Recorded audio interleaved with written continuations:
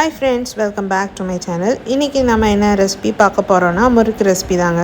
அதாவது quick and ஈஸியா வீட்லயே அரிசி முறுக்கு மொறுமொறுன்னு நல்லா கிறிஸ்பியா எப்படி செய்யலாம்னு தான் பார்க்க போறோம்.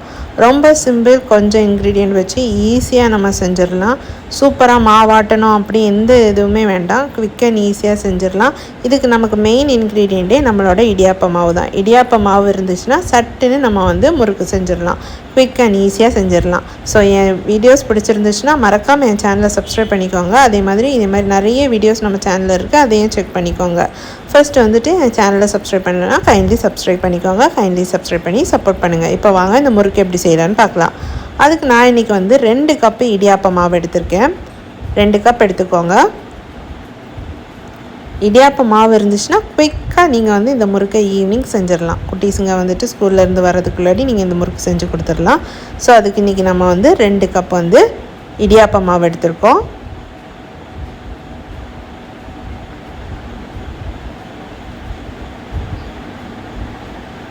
இந்த இடியாப்ப மாவு கூட அரை கப் நல்லா வறுத்து பொடிச்ச உளுந்த மாவு எடுத்திருக்கோம்.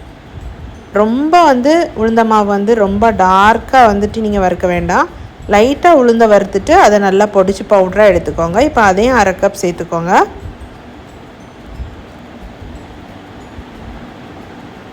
அது கூடவே 1 டேபிள் ஸ்பூன் அளவுக்கு பொட்டுக்கடலை மாவு சேர்த்துக்கோங்க. இப்போ அதில் 1 டீஸ்பூன் எள்ளு, 1 டீஸ்பூன் ஜீரகம் சேர்த்துக்கோங்க. தேவையான அளவு உப்பு சேர்த்துக்கோங்க.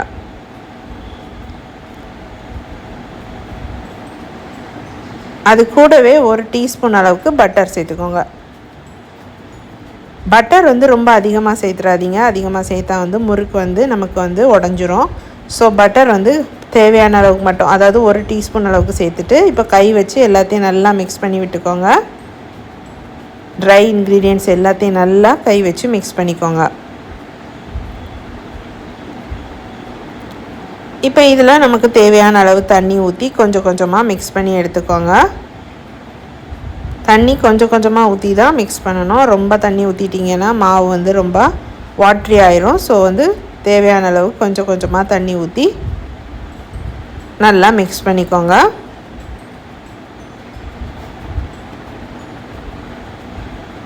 கை வச்சு நல்லா மிக்ஸ் பண்ணிக்கோங்க.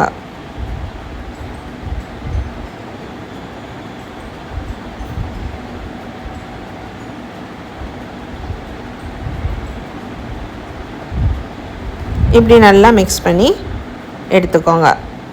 எல்லாத்தையும் நல்லா மிக்ஸ் பண்ணி இந்த மாதிரி எடுத்து வச்சுக்கோங்க. இந்த அளவுக்கு சாஃப்டாக இருக்கணும் நம்ம மாவு. இப்படி உருட்டி எடுத்தால் இப்படி கையில் ஒட்டாமல் வரணும். இந்த அளவுக்கு சாஃப்டாக இருக்கணும். அப்போ நம்மளோட முறுக்கு கரெக்டாக வரும். ஸோ இந்த அளவுக்கு ரெடி பண்ணி எடுத்து வச்சுக்கோங்க. நல்லா சாஃப்டாக இப்படி ரெடி பண்ணி எடுத்துக்கோங்க. இப்போ ஸ்டவ்வில் எண்ணெய் வச்சுக்கோங்க. எண்ணெய் நல்லா சூடாகட்டும். எண்ணெய் சூடானதுக்கப்புறம் தான் போட்டு எடுக்கணும். இப்போ மாவு முறுக்கு அச்சியில் போட்டுக்கோங்க. போட்டுட்டு உங்களுக்கு எந்த அச்சு வேணுமோ அதை யூஸ் பண்ணிக்கோங்க. யூஸ் பண்ணிவிட்டு ஃபஸ்ட்டு ஒரு பிளேட்டில் இப்படி போட்டு வச்சுக்கோங்க. அப்போ நமக்கு ஈஸியாக இருக்கும். ஒரு 4-5 முறுக்கு சேர்த்து போடணுன்னா இப்படி ஃபஸ்ட்டு பிளேட்டில் ரெடி பண்ணி வச்சுக்கோங்க. குட்டி குட்டியாக பிளேட்டில் புழிஞ்சிக்கோங்க. இப்போ முள்ளு முறுக்கு வேணும்னா முள்ளு முறுக்கு அச்சு போட்டு அந்த அச்சியில் நீங்கள் முறுக்கை பிழிஞ்சிக்கலாம். இப்போ எண்ணெய் நல்லா சூடானதுக்கப்புறமா எண்ணெயில் போட்டு நல்லா பொரிச்சு எடுத்துக்கோங்க.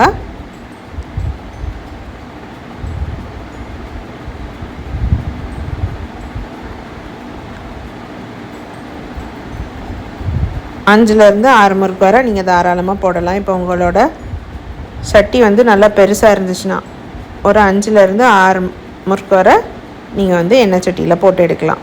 இப்போ ஒரு சைடு குக் ஆனதும் அடுத்த சைடு மாற்றி விட்டுக்கோங்க. இந்த எண்ணெயோட ஜலஜலப்பு கொஞ்சம் அடங்கணும். அப்போ தான் நம்ம முறுக்கு வெளியே எடுக்கணும். இப்போ பார்த்திங்கன்னா சூப்பராக அரிசி முறுக்கு ரெடி. நல்லா 2 சைடும் குக் ஆனதுக்கப்புறம் எடுத்துக்கோங்க. ரொம்ப கறியை விட்டுறாதீங்க. நல்லா அந்த எண்ணெயோட சவுண்ட் அடங்கினதும் எடுத்துருங்க. இப்போ மீதியில் இருக்கிற முறுக்கெல்லாம் போட்டு எடுத்துக்கலாம். இப்படி எல்லா முறுக்கையும் போட்டு எடுத்துக்கோங்க. இப்போ பாருங்கள், இந்த கண்டிஷன், அதாவது இந்த ஸ்டேஜில் நம்ம எடுத்துடலாம்.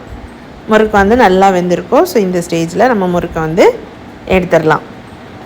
ஸோ எவ்வளோ சிம்பிள் அண்ட் ஈஸியாக வந்துட்டு கடையில் கொடுத்து வாங்குறதுக்கு பதிலாக நம்மளே வீட்டில் குயிக் அண்ட் ஈஸியாக செஞ்சிடலாம். ஸோ கண்டிப்பாக இந்த முறுக்கு ரெசிபியை ட்ரை பண்ணி பாருங்கள். No fail recipe. பிகினர்ஸ் கூட இந்த ரெசிபியை ஈஸியாக செஞ்சிடலாம். நல்லா கிறிஸ்பியாக இருக்கும். கண்டிப்பாக நீங்களும் இந்த ரெசிபியை ட்ரை பண்ணி பாருங்கள். பாருங்கள் எவ்வளோ கிறிஸ்பியாக இருக்குன்ட்டு, நல்லா க்ரன்ச்சியாக இருக்கும். ஸோ கண்டிப்பாக உங்கள் வீட்டில் இந்த ரெசிபியை ட்ரை பண்ணி பாருங்கள்.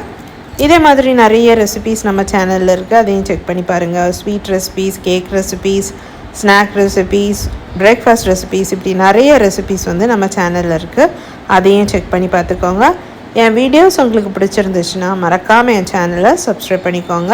சப்ஸ்கிரைப் பண்ணி கைண்ட்லி சப்போர்ட் பண்ணிக்கோங்க. அப்படியே உங்கள் ஃப்ரெண்ட்ஸ் அண்ட் ஃபேமிலிக்கு ஷேர் பண்ணுங்கள். தேங்க்யூ.